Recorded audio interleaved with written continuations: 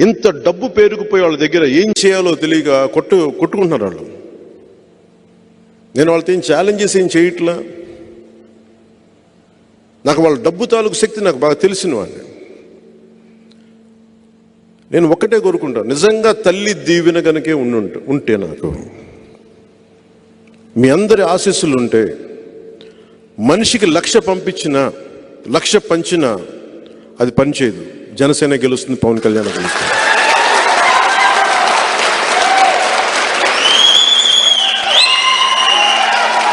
అలాగే వంగా గీత గారిని కూడా మీరు తెలుసో, మీ అందరికీ తెలిసి ఉండొచ్చు, 2009లో మన ద్వారానే రాజకీయాల్లోకి వచ్చారు వాళ్ళు. సమాన్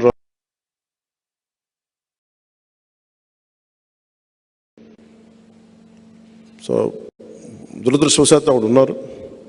భవిష్యత్తులో ఆవిడ వైసీపీని వీడి జనసేనలోకి రావాలని నేను మనస్ఫూర్తిగా కోరుకున్నాను.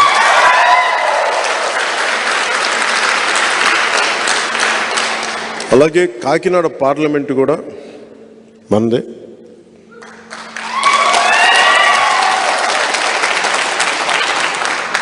ఎందుకు కాకినాడ, పిఠాపురం చాలా కీలకమైనవి భారతదేశానికి అంటే, మొట్టమొదటి కాంగ్రెస్ ప్లీనరీ పిఠాపురంలో జరిగింది. అలాగే చిన్న రాష్ట్రాలు విడిపోవాలన్న ఆలోచన కూడా మనకి కాకినాడలోనే మొదలైంది. సో కాకినాడ చాలా కీలకమైంది అన్ని మార్పులకి. మీ అందరూ విభిన్నమైన కులాల నుంచి వచ్చారు. నేను ఒక్క కులానికి పరిమితం అయిపోయే వ్యక్తిని కాదు. నా కులానికి నేను సంపూర్ణంగా గౌరవిస్తాను. అన్ని కులాలకి ఎంత గౌరవిస్తానో నా కులానికి కూడా అంతే గౌరవిస్తాను.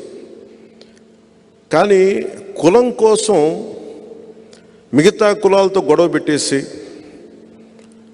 మీరంతా వేరు మేమంతా వేరు అని చెప్పి ఒంటరి అయిపోయి ఎవరికి కాకుండా పోవడం నాకు ఇష్టం లేదు. నాకు అది నేను పుట్టిన కులానికి కూడా మంచిది కాదు.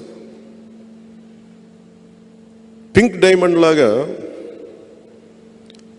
నేను ఏ పార్టీ అధికారంలో ఉన్నా, ఉదాహరణకి రమణ దీక్షితులు గారు టీటీడీ ప్రధాన అర్చకులు 2018-19లో ఆయన స్వయంగా ఒక మెసేజ్ పంపించారు, ఇక్కడ శ్రీవారి పింక్ డైమండ్ మిస్ అయిపోయింది, ఇక్కడ మీరు మాట్లాడండి అని. సార్ ఆ సమయంలో ఆయన టీడీపీని బాగా తిట్టిపోశారు, మీరు తప్పులు చేశారు అది ఇది. అదే గొంతుక మళ్ళీ వైసీపీగా రాగానే అడగటం మానేశారు. నేను పింక్ డైమండ్ ఆ రోజున మిస్ అయితే ఈ రోజు కూడా మిస్ అయింది, దాని గురించి మాట్లాడండి అని. ఇది ఎందుకు చెప్తున్నానంటే, మీరు కాపు రిజర్వేషన్లు తీసుకోండి, ఏ సమస్యను తీసుకోండి, టీడీపీ ఉన్నప్పుడు ఒకలాగా, టీడీపీ కాకుండా వైసీపీ వస్తే ఒకలాగా మాట్లాడకూడదు. ప్రతి పాలసీ మీద చాలా స్పష్టమైన అవగాహన నుండి మాట్లాడాలి. ఇది కుదురుతుంది, ఇది కుదరదు, లేదా ప్రయత్నం చేస్తాం. ప్రయత్నం చేస్తే ఫెయిల్ అయితే కనీసం బాధ్యత, అకౌంటబిలిటీ నేను ఈ పరిస్థితుల్లో నేను చేయలేకపోయాను.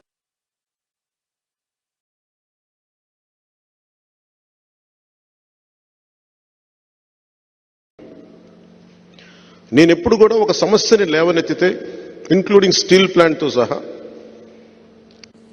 స్ట్రైట్ అవే నేను అమిత్ షా గారి దగ్గరికి వెళ్ళి చెప్పాను, ఇది మాకు చాలా భావోద్వేగాలతో కూడింది, త్యాగాలు చేసి వచ్చింది, అందుకని ఇది మేము కాపాడుకోవాలి అంటే, ఆ రోజు ఆ మాట విన్నారా లేదా నాకు నిజంగా తెలియలా. చేస్తారేమో చెయ్యరా నాకు తెలియదు, కానీ అట్లీస్ట్ ఈ రోజు వరకు నేను ఆపగలిగాను. మీ అందరికీ చాలా కొంచెం అనుభవజ్ఞులు కాబట్టి ఆ రోజు నేను అడిగినప్పుడు అది ఎంతకాలం ఉంటుందో నాకు తెలియదు. ఎందుకంటే ప్రధానమంత్రి గారు స్టార్ట్ చేస్తుంది కాదు, అమిత్ షా గారు స్టార్ట్ చేస్తుంది కాదు. డిస్ఇన్వెస్ట్మెంట్ అనేది పివి నరసింహారావు గారు స్టార్ట్ చేస్తుంది. అంటే కాయిలా పడ్డ పరిశ్రమల్ని వాటి మీద డబ్బులు పెట్టుబడి నష్టపోకుండా, ప్రజాధనం దుర్వినియోగం కాకుండా దీన్ని తీసేయాలన్న ఒక ఆలోచన విధానంతో మొదలైంది డిస్ఇన్వెస్ట్మెంట్ అనేది. నేను దాన్ని ప్రాతిపదికగా తీసుకొని మాట్లాడాను. ఈ రోజుకి అదే కట్టుబడి. ఈ రోజుకి నేను ప్రధానమంత్రి గారికి కానీ, అమిత్ షా గారికి కానీ, కేంద్ర నాయకత్వానికి ప్రతి ఒక్కరికి కూడా మాకు చాలా మా భావోద్వేగాలతో కూడింది, మా త్యాగాలతో కూడిన స్టీల్ ప్లాంట్ ఇది. మీరు దీన్ని మనస్ఫూర్తిగా మీరు దీన్ని ఉంచడానికి ప్రయత్నం చేయండి అంటే, నా ప్రయత్నం నేను చేస్తానని ఉన్నాను. అంటే ఈరోజు నేను ఎన్డీఏ కూటమిలో ఉన్నాను కదా అని చెప్పి నేను ఇవన్నీ మాట్లాడకుండా ఉన్నాను, మాట్లాడతాను.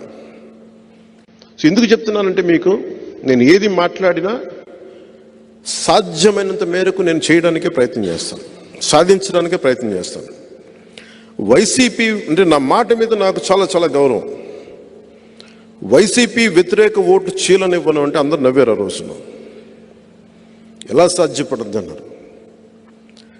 ఎందుకు సాధ్యపడద్దు, ఎలా సాధ్యపడద్దు ఆ వ్యూహం నాకు వదిలేయండి. ఈరోజు చేసి చూపించాను. ప్రధానమంత్రి గారితో మీటింగ్ కూడా. అలాగే ఈ రోజున మన పిఠాపురంని మోడల్ నియోజకవర్గంగా చేసి పెడతాను.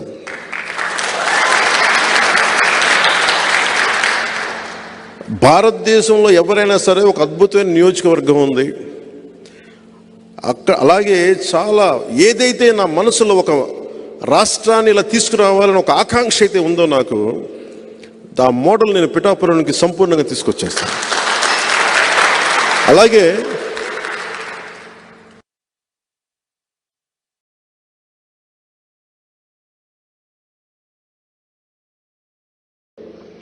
ఆ అభిమాన బలాన్ని అంతా నేను తీసుకొచ్చి పిఠాపురంలో కూర్చోబెట్టేస్తాను. ఇప్పుడు జాబ్ మేళా, జాబ్ క్యాలెండర్స్ ఒకసారి ప్రభుత్వాలు కూడా అవసరం లేదు. నేను కూర్చోబెట్టి నా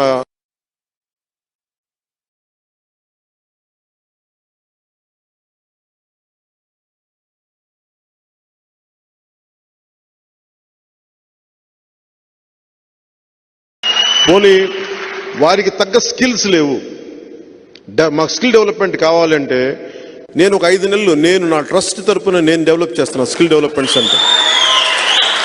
నేను ప్రభుత్వం నిధులకు కూడా నేను ఆలోచించను.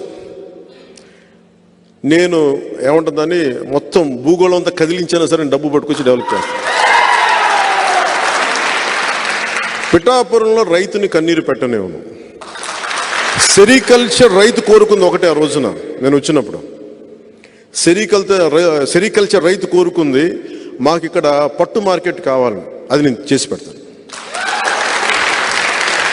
ప్రత్యేకించి దృష్టి పెడతాను. ఉప్పాడ చీరలు కానీ, ఉప్పాడ చీరకి ఏదైతే ప్రపంచ ప్రసిద్ధి ఉందో దానికి ప్రత్యేకమైన మార్కెటింగ్ సదుపాయాలు నేను తీసుకొస్తాను.